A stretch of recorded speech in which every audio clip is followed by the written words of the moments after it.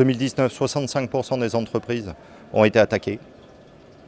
Cette année, en 2020, en 6 mois, on a dépassé le volume. Donc les enjeux de cyber sont mondiaux, sont globaux et deviennent prégnants à l'intérieur des organisations. Et on est la seule entreprise globale et mondiale sur le marché à adresser les sujets de cyber. Ce qu'il va dire, il va dire deux choses. 1, co-construction. 2, complétude de l'offre.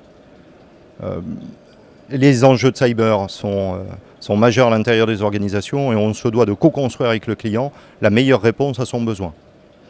Le deuxième sujet, c'est la complétude de l'offre, dans la mesure où on est en mesure d'accompagner sur une dimension conseil forte en amont, une dimension d'expertise, une dimension de sécurisation de son système. Un deuxième sujet qui est l'implémentation, avec une valeur qui nous est propre, qui est l'agnosticité. Et le troisième, c'est le maintien en condition opérationnelle de son cyber système.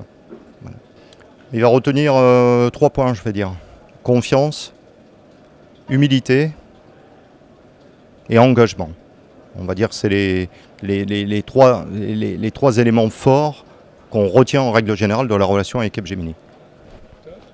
On a une force incroyable dans le monde, c'est la dimension notamment de nos Security Operations Center à l'échelle mondiale.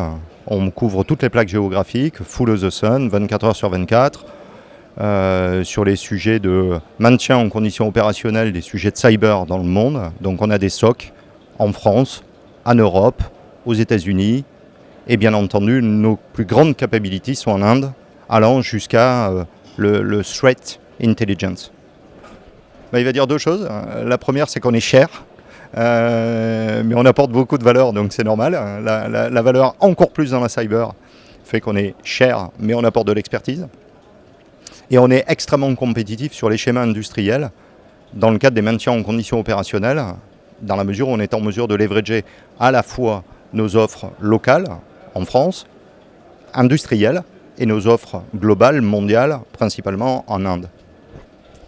En fait, on a une couverture extrêmement large, et notamment dans le cadre de l'accélération digitale de nos clients. On va accompagner tous les sujets de sécurisation du cloud, mais on peut aller jusqu'à des schémas industriels, informatique embarquée, informatique industrielle, sécurisation IoT.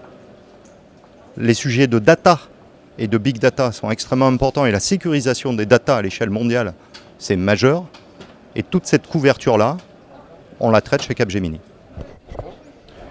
Une relation de confiance et la délivrance de la promesse, dans la mesure où on est des hommes et des femmes d'engagement, donc on délivre la promesse. On se met autour de la table, on dit les choses, on co-construit avec le client et on trouve des solutions ensemble.